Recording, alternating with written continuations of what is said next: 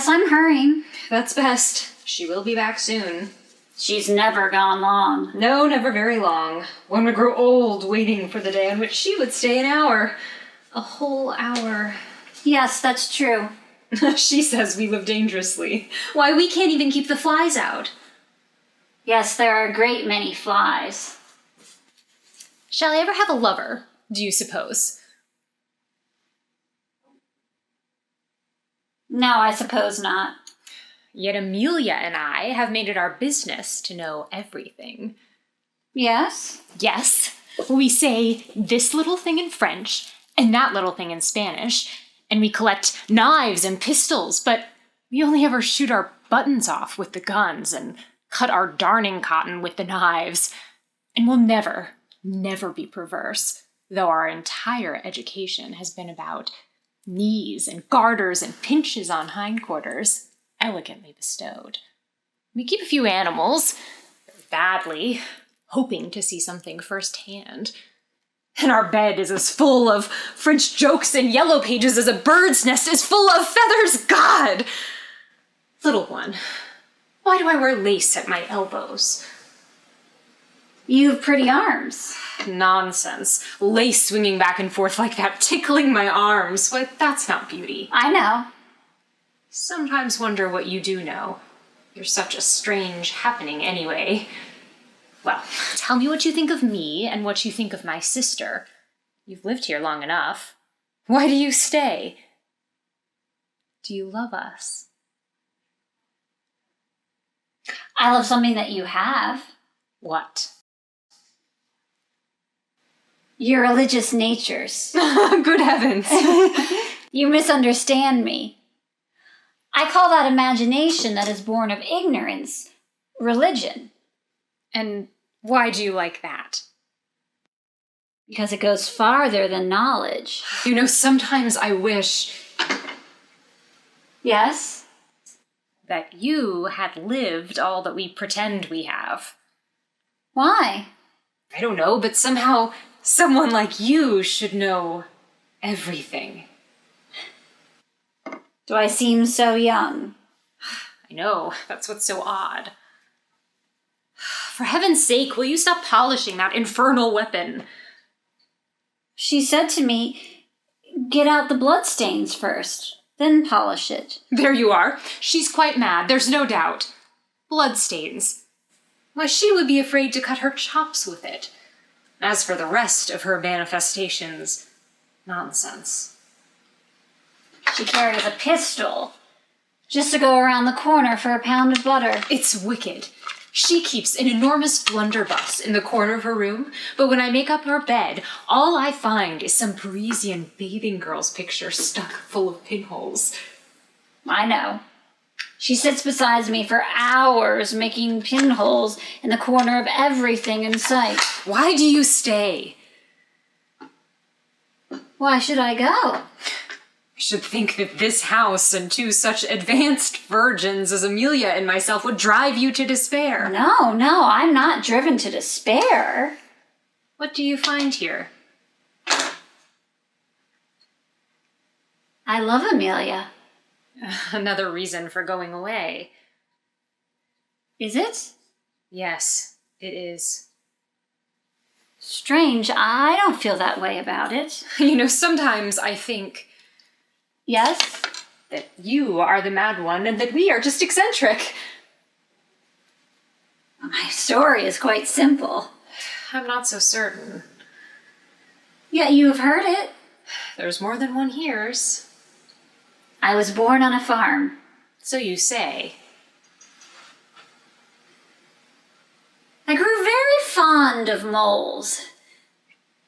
It's so daring of them to be in the darkness underground. And then I like the open fields, too.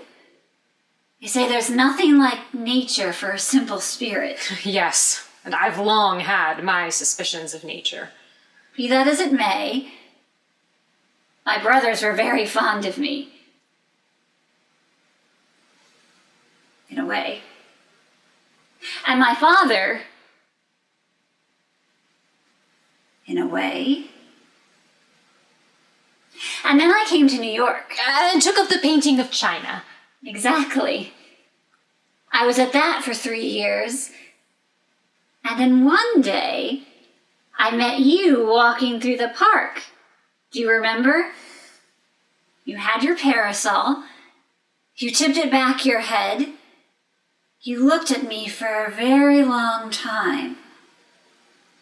And then I met Amelia by the same park and the same fence. And I bowed to her in almost military fashion, my heels close together. And you never did anything wild, insane. Depends what you call wild. Insane. Have you ever taken opium or hashish? There are many types of dreams. In one you laugh, in another you weep. Yes. Yes, once I dreamed. A dream in the day with my eyes wide open. I dreamt I was a Dresden doll and that I had been blown down by the wind, and that I broke all to pieces. That is, my arms and my head broke all to pieces, but that I was surprised to find that my china skirt had become flexible, as if it were made of chiffon and lace. You see? There are many dreams. Have you ever felt that your bones were utterly sophisticated, but that your flesh was keeping them from expressing themselves? Or vice versa? Yes, or vice versa. There are many dreams. You know, I'm afraid of you. Me? Yes. You seem so gentle. Do we not call you the dove? And you are so little. So little, it's almost immoral. You make me feel as if... As if... Well, as if your terrible quality were not one of action, but just the opposite. As if you wanted to prevent nothing. There are enough people preventing things, aren't there? Yes. That's why you frighten me. Because I let everything go on? As far as it will go? Yes, because you disturb nothing. I see. You never meddle. No, I never meddle. You don't even observe as other people do. You don't watch. Why, if I were to come to you, wringing my hand, saying, Amelia has shot herself, I don't believe you would stand up. No, I don't suppose I would. But I would do something for all that. What? I'd want to make sure that you wrung your hands as much as possible. And that Amelia got everything there was to get out of that bullet before she died. It's all very well, but why don't you do something? Person who's capable of anything needs no practice. You're probably maligning yourself. You're a gentle creature. A very girl. If you were sensitive, you would not say that. Oh, perhaps. What can you expect from a lumber dealer's daughter? Why are you restless, Vera? Because I am a woman.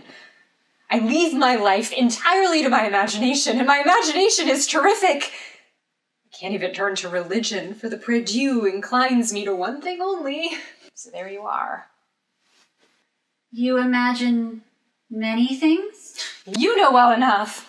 Sitting here day after day, giving my mind everything to do, the body nothing. What do you want, Vera? Some people would say a lover, but I don't say a lover. Some people would say a home, but I don't say a home. You see, I've imagined myself beyond the need of the usual home and beyond the reach of the usual lover. Then? I suppose what I really want is a reason for using one of these pistols.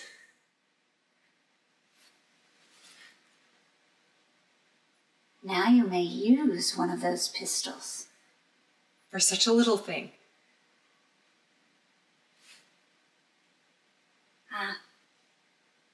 Why do you say that? I suppose I shall always wait. What's the matter? Always. Always. What is the matter? I suppose I'm waiting for the person who will know that any reason is reason to use a pistol. Unless one is waiting for the obvious, and the obvious is never sufficient reason. It's all hopeless. I am hopeless, and Amelia is hopeless, and as for you... I have never held anything against hopelessness. Now, what do you mean by that?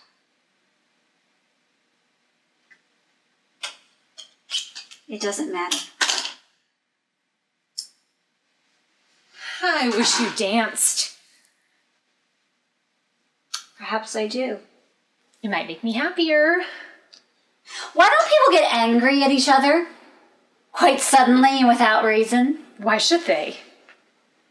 Isn't there something fine and cold and detached about causeless anger?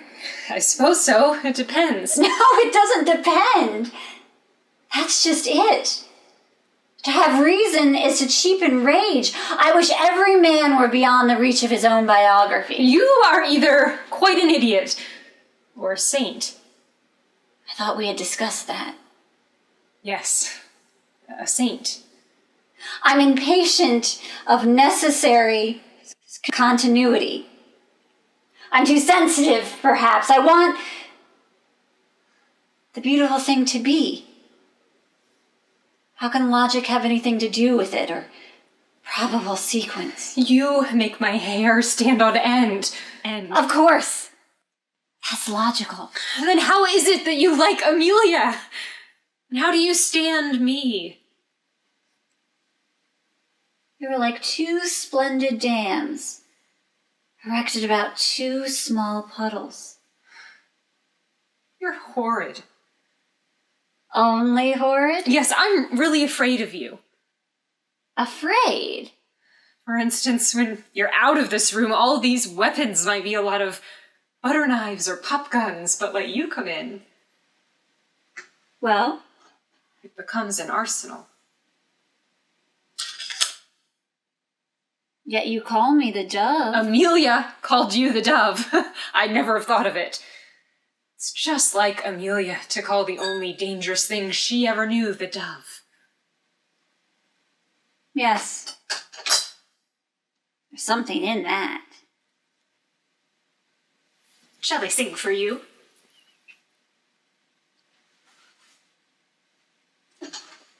If you like. Or shall I show you the album that no one ever sees? If we had any friends, we would have to throw that book in the fire. And you'd have to clear the entry. True. It's because of the picture of the Venetian courtesans that I sent Amelia out for the butter I don't dare let the grocer call. You've cut yourselves off. Just because you're lonely. Yes. Just because we're lonely. It's quite wonderful. It's a wonder the neighbors don't complain of Amelia playing that way on the violin. Really, I had not noticed. No, I presume not. But everyone else in the house has. No nice woman slurs as many notes as Amelia does. You should come see Carpaccio's De Courtisan Parisienne. Now, the sun is shining right in on the head of the one in the foreground. Well, I have brought a little something and a bottle of wine. The wine is for you, my dove. And as for you, Vera, I have a long green feather. It's damp.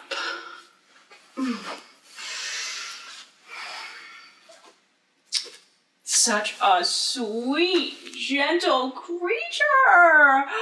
Such a little dove it is. Oh, it's a sin. Truly, it is a sin that I, a woman with temperament, permits a young girl to stay in the same room with me.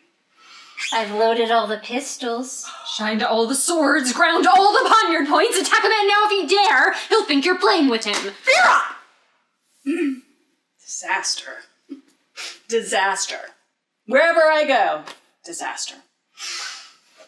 Woman selling fish, tried to do me out of a quarter, and when I remonstrated with her, she said with a wink, "I too have been bitten by the fox." If you sit down, I'll make you some tea. Oh, no. We'll have a little lunch soon. Only I can't ever get the corks out of the bottles. I can. Rubbish. Well, has anything happened since I went out? No. No. Nothing ever does. Are there a lot of flies in here? We should put the screens up. Oh, no. I don't want to keep anything out. Flies have more than a right to life. They have a right to be curious. A bat flew in the room last night. Ugh. Someday I shall look like a bat, having beaten my wings about every corner of the world and never having hung up over anything but myself. And this morning, early, before you got up, the little seamstress's monkey climbed in through the window. Oh, we'd have become infested. Yesterday, the mailman offered me some dancing mice. He's raising them. There, you see? Why do I wear red heels? Why does my heart beat? Red heels are handsome. Yes. That is what I say. Oh, little one. Were you ever held in the arms of the one you love? Who knows? If we had not been left an income, we might be in danger. Well, let us laugh. Eating makes one fat. Nothing more. Exercising reduces one. Nothing more. Drink wine, put flesh on the instep that used to tell such a sweet story, and then the knees fit for nothing but prayer, hands too fat to wander. So then one exercises. But it is never the same. What one has is always better than what one regains. Is it not so, little one? But never mind. Don't answer. I am in an excellent humor. Well, I could talk for hours. All about myself. To myself. For myself. God! I could tear all the wires out of this house. I could destroy all the tunnels in the city, leaving nothing underground or hidden or useful. God! Oh, God! I hate the chimneys on the houses. I hate the doorways. I hate you. I hate Vera. But most of all, I hate my red shoes. Now. Oh, give me the sword. It has been sharpened for long enough. Give it to me. Give it to me.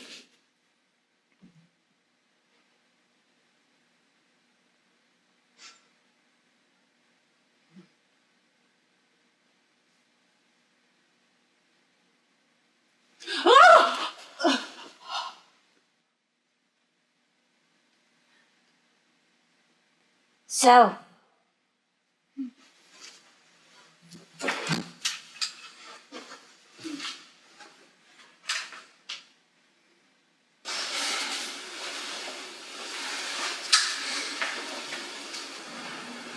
for the House of Burgson.